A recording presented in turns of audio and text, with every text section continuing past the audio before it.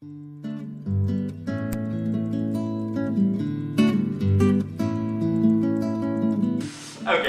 hello and welcome to the Top 10 Dramatic Terms. My name is Paul McComber and we will be going over everything from comedy to suspense. Okay, let's get out of here and look at the terms.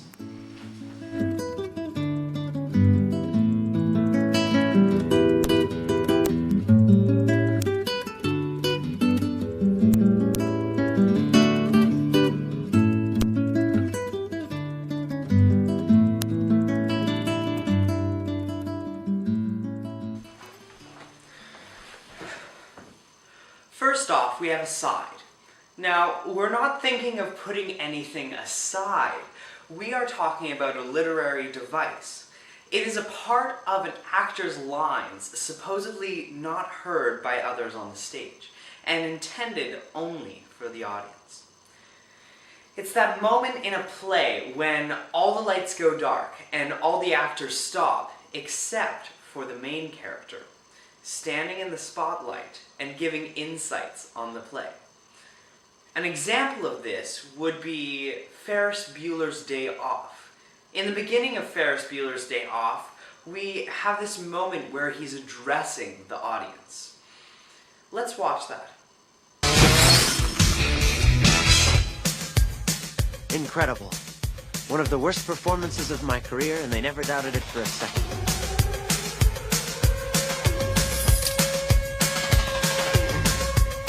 How could I possibly be expected to handle school on a day like this?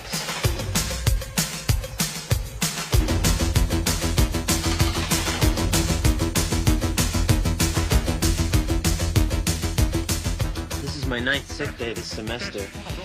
It's getting pretty tough coming up with new illnesses. If I go for 10, I'm probably gonna have to barf up a lung. So I better make this one count. In this clip, Ferris Bueller takes us aside and lets us know his real intentions with skipping school, which is something we would have never figured out from any of the other parts of the show. Now, next up is atmosphere. Atmosphere is not referring to the atmosphere, but rather a dominant tone or mood in the work of art. Often, the opening scene of a play or a novel establishes the atmosphere and gives us an idea of the theme of the entire piece. I just watched The Sound of Music, and I have to say, this is probably the best example of this.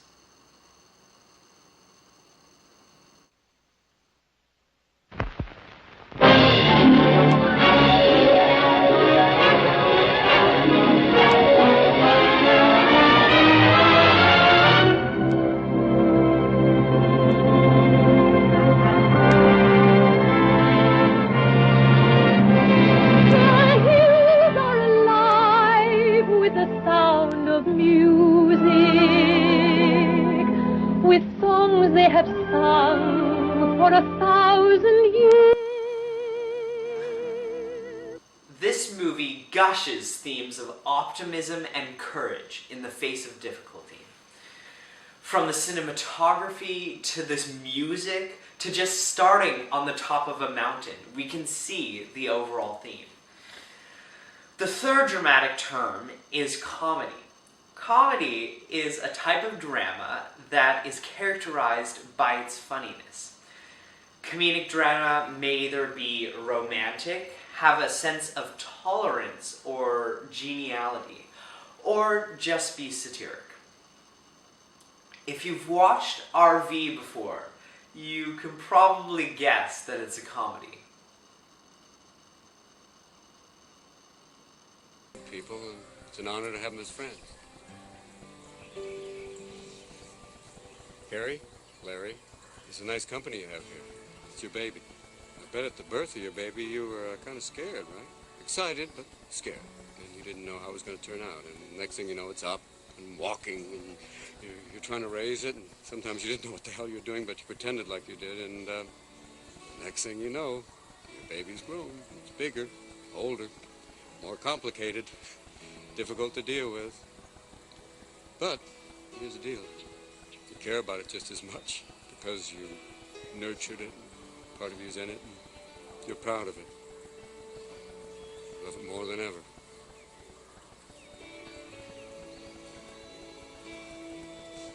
And right now you have to make a decision of whether you want to merge your family with the Pure Vibe family.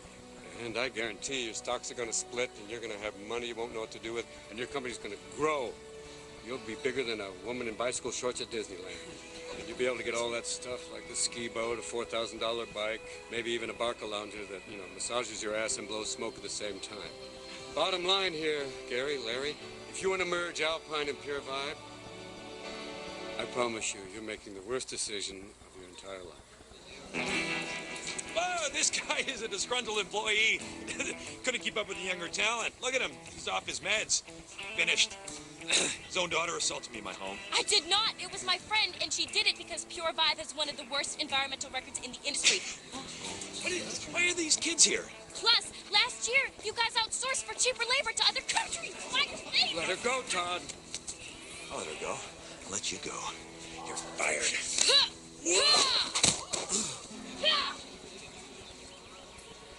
Yo, dog.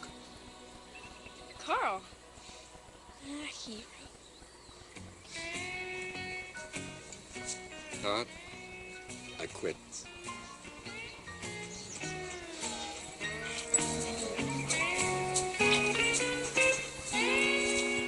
RV shows how all of the Monroe family problems magically resolve, enemies reconcile, and true lovers unite in the end. Next up is foil, the fourth dramatic term, referring to a character who contrasts or parallels with the main character. Usually a foil experiences the same events as the main character, but since his values differ from the main character, he has different choices and behaviors. The purpose of a foil is to highlight this discrepancy and show what could have been for the protagonist if he had chosen a different path. This illustration shows who one of the foils is in the world-renowned play Hamlet by William Shakespeare. Hamlet by William Shakespeare, Laertes, a young Danish lord, is the son of Polonius and the brother of Ophelia. Shakespeare has made it clear throughout the play that Laertes is a foil to Hamlet. A foil is another character in a story who contrasts with the main character. Laertes mirrors Hamlet but behaves in the opposite manner. While Hamlet is a cunning, moody young man, Laertes is hasty and impulsive. However, both face similar problematic issues in the play. Hamlet is constantly spied on by Claudius's helpers because he is trying to find an explanation of his stepson's strange behavior. Likewise, when Laertes goes off to school, Polonius sends Reynaldo off to Paris to keep an eye on his son. Hamlet and Laertes also both experience the death of Ophelia. During Ophelia's funeral, Hamlet seems shocked and suddenly declares his love for her. Laertes is devastated as well and embraces Ophelia one last time. Then the two fight in Ophelia's grave about who loved her most. Furthermore, Hamlet and Laertes both grieve over the loss of their fathers and are determined to take revenge. When Laertes discovers his father has been murdered, he immediately moves to avenge Polonius' death.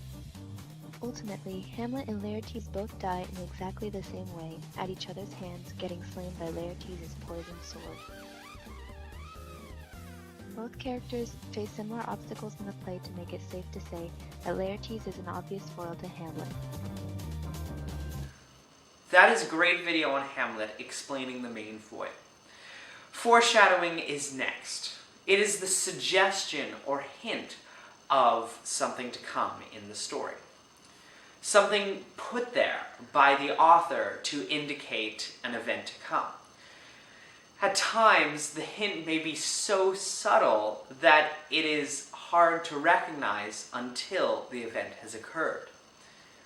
The next clip is from The Lion King, which uses foreshadowing quite nicely.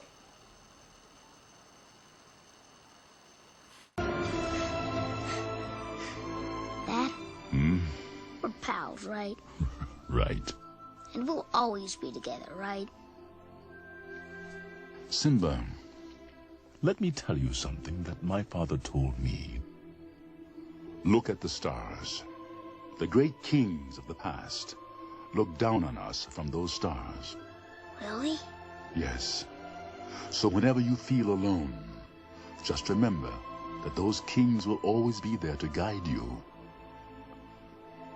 And so will I.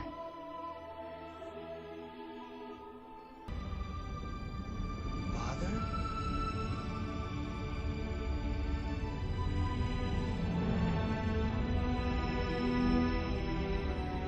Simba, you have forgotten me. No.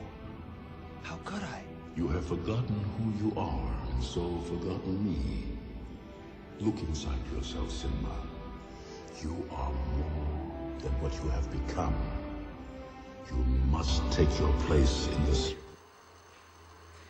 This clip shows how Simba's father, in the beginning, foreshadows his own death, and in the end, we are reminded of his previous foreshadowing. Irony, our fifth term, is a contrast or discrepancy between what is said and what is meant, or between what happens and what is expected to happen in life and literature. Shrek uses some verbal irony when he meets the donkey in the Disney show of the same name. Do you? I like my privacy. You know I do too. That's another thing we have in common. Like, I hate it when you got somebody in your face, you trying to give them a hint and they won't leave, and then there's that big awkward silence, you know. Can I stay with you? What? Can I stay with you, please? Of course. Really? No. Please, I don't want to go back there. You don't... This little bit of verbal irony, where Shrek says one thing but means another, is represented throughout the movie. A speech given by a single character without another character's response is a monologue, our next literary device. Monologues are verbal presentations that a single character gives to express his or her collection of thoughts. Contrast to aside, monologues are usually said to another character rather than to the audience. The balcony scene in Romeo and Juliet is a clear picture of this. Oh, it is my love. Oh, that she knew she were. She speaks, yet she says nothing. What of that? All right, discourses. I will answer.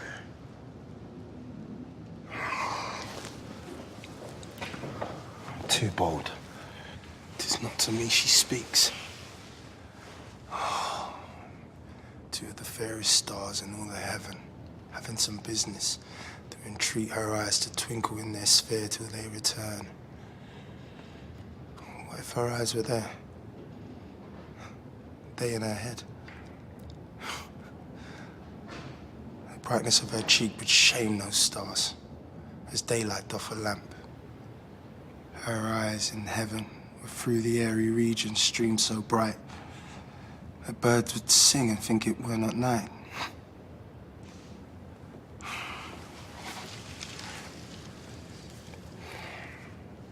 See how she leans her cheek upon her hand.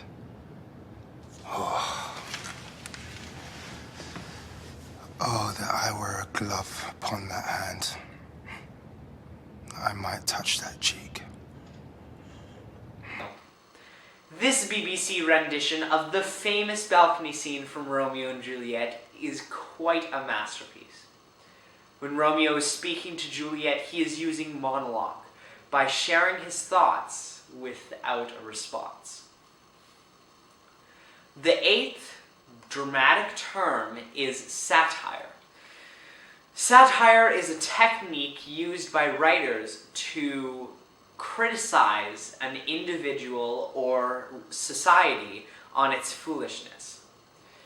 Satire uses irony, humor, exaggeration, or ridicule to get what it wants. A writer may point satire toward a country, a person, or even the entire world. Usually a satire is a comical piece, which makes fun of an individual or an organization. And sometimes it exposes shortcomings through that.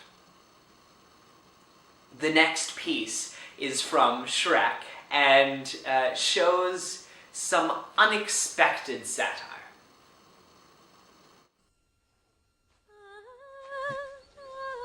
La liberté!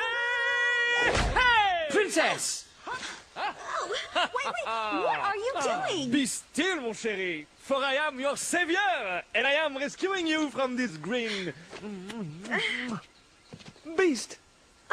Hey, that's my princess. Go find your own. Please, monster! Can't you see I'm a little busy here? Look, pal, I don't know who you think you are. Ah, of course, how rude, la la. Please let me introduce myself. Oh, merry man!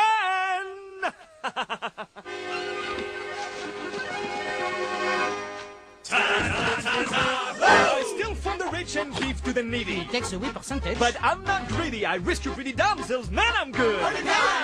Monsieur Who? Break it down. I like an honest fight and a saucy little maid. What he's basically saying is he likes to get paid. Oh, and an ogre in the bush got the lady by the tush. That's bad. That's bad. When the beauty's with the beast, it makes me awfully mad. He's really mad. Now I'll take my blade and ram it through your heart. Keep your eyes on me, boys, cause I'm about to start.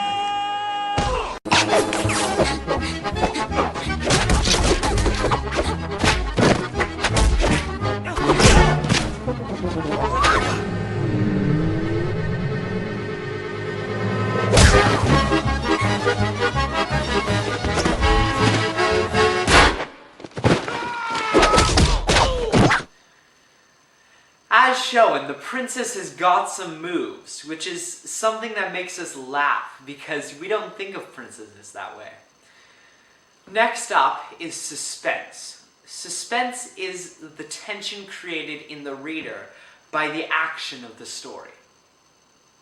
There are many ways to create suspense, two of them being the toying of music or the giving of information that the characters may not know. Alfred Hitchcock is recognized as the father of suspense. So to honor that, a clip from Alfred Hitchcock's Vertigo.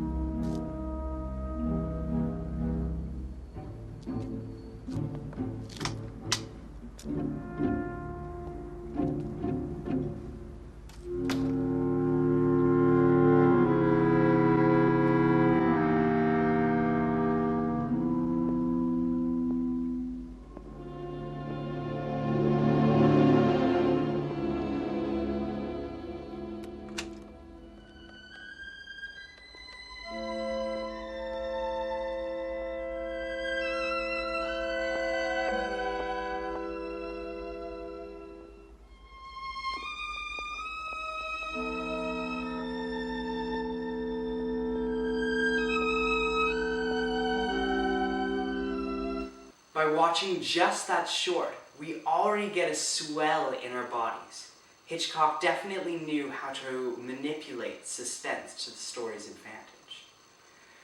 Now, last but certainly not least, is tragedy. Tragedy is the depiction of causality-related events that lead to the fall of the protagonist.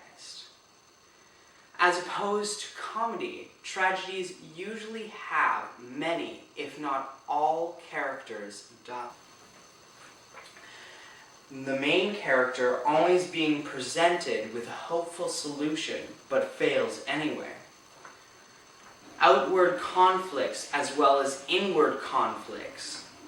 Subject matter dealing with concepts like defeat, disappointment, broken dreams, lost hopes, and inevitably death. One of the best known tragedies is Romeo and Juliet.